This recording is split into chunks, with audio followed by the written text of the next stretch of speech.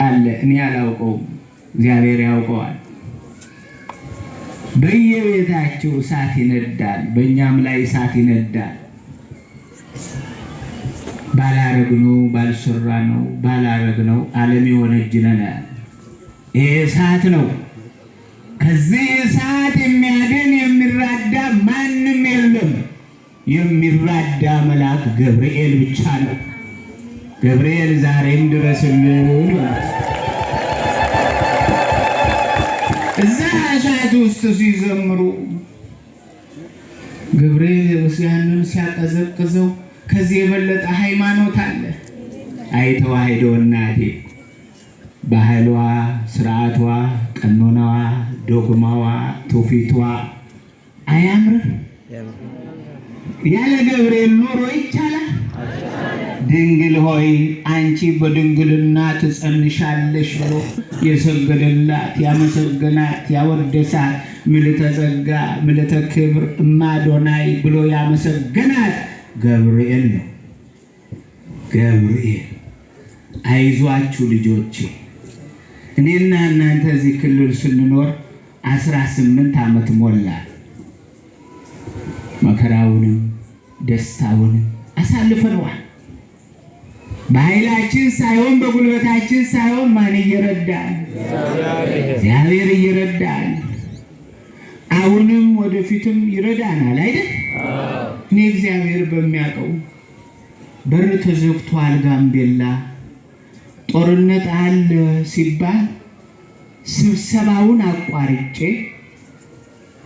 ከቀኑ በ6 በ5 ሰዓት ከአዲስ አበባ ወጥቼ በደንቢ ዶሎ አድርጌ ሸበል ነው ያደርኩት። በቀደም ትንሽ ከተማው ዝግ ስለነበረ ሸበል አድሬ ቀስ ብዬ በጠዋት ገብቼ እንደገና ትናንት አቦቦ ነው የሄድኩት።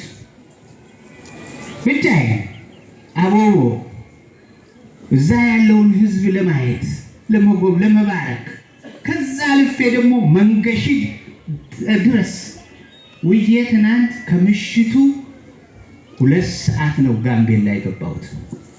በየገጠሩ ህዝቡን ስባርክ የመጣውን እንዲያልፍ፣ አሁንም ዛሬ ደግሞ ከናንተ ከወጣሁ ደግሞ በተርፋም መስመር ሄዳለሁ። በጎቼን ለመፈለግ ህዝቦቼን ለመፈለግ። ከዛ ቀጥሎ ደግሞ ወደ መታሃርኝ ግጂ ካው ሄዳለሁ። ከዛ ቀጥሎ ጎግ ሄዳለሁ። ኢያሱ አለው አንተ የተረገጥክበትን ምድር እባርክልሃለሁ ብሎታል።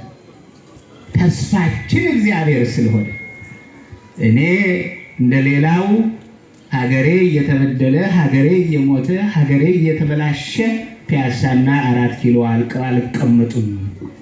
እዚህ መጥቼ ልሙት ብዬ ነው። ሸበል ያድራል ሰው ከመሸ 2 ሰዓት ደንቢ ዶሎን አልፌ ነው ማለት መንበረ ጵጵስናዬን ትቼ መቃብር ቤት ነው ያደርኩ። ይሄ ህዝብ ጅብ እንዳይበላው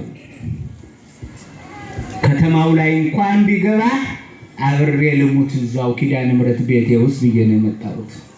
ግን አይዟችሁ ያልፋል፣ ያልፋል። የማያልፍ ነገር ግን እስከ መቼ ይሰለቻል፣ ያማል። እስከ መቼ? ለምንድን ነው ሰላም ማናገኘው? እባካችሁ እናንተ እኮ ስልጣን እኮ አንፈልግም። ስልጣን የያዘው ብቻ ሁሉ ከገጠር እስከ ከተማ ተስማምቶ ይስበራ ነው እኛ አይደል? ተፋቅሮ ይስራ፣ በቃ ተፋቅሮ ይስራ። ስለዚህ ልጆቼ ተፋቀሩ፣ እናንተ አትለያዩ። እሺ